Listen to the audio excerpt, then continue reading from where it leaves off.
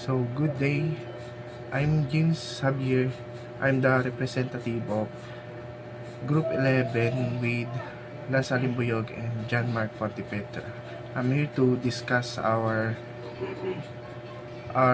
system or application development, which is the Brutipool. So, this is the description of the application. Brutipool is a milk tea ordering system that can be useful in milk tea shops that will help workers to digitally list the order, count how many milk teas are being ordered in the shops, and help them what milk teas had been released, and see the current best-selling flavor and size. So, objectives and purpose.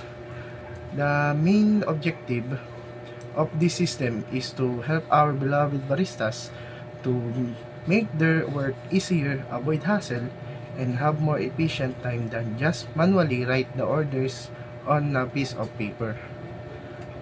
So we have specific objectives, which is to help baristas in their everyday work in the milk tea shops. Purpose. So number one purpose is to make the time of baristas more efficient and convenient. Number two, to have more convenient way for baristas to take and release orders. Number three, to digitally enhance a shop's works. Key features and functionalities. So meron po siyang basic features and advanced features. Sa advanced features po and sa basics meron po tayong variety of beverages, current total sales, calculate the total cost and an order of an order, database. Advanced features, history of sales, total sales, automatic release of orders, and current best-selling flavor and size. Yan po yung basic features, application designs. Nandito po yung sketch or drawing. So, makita nyo po dyan, we have so many buttons like home, menu, customer, product, selling, billing, exit. So, when you click the exit button, it will exit the system. So, when you click the menu, this button will show the form menu and display where you can see all the products that is available in the shop. Tapos ito po yung wireframe. So, as yung UI UX, parang ito na po yung interface talaga ng application. Advanced features, application designs.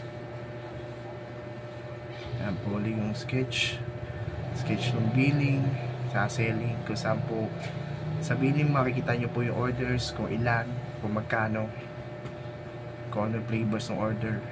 Tapos sa sellings, nakalista dun lahat ng mga sales ng araw na yun or siguro linggo.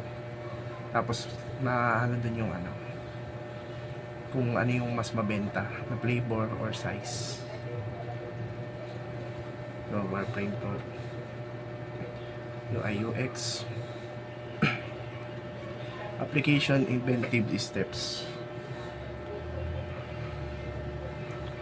So, the title of the application inventive process, Brutipool.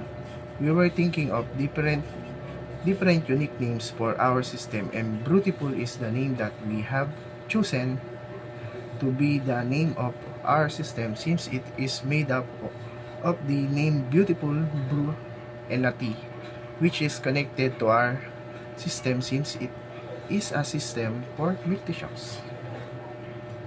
So, back cover, leader, I'm the leader, James Xavier, 22 years old. Ayan po. Basahin nyo lang. Hindi po yung ibang details about sa amin. So, yun lang po. Bye.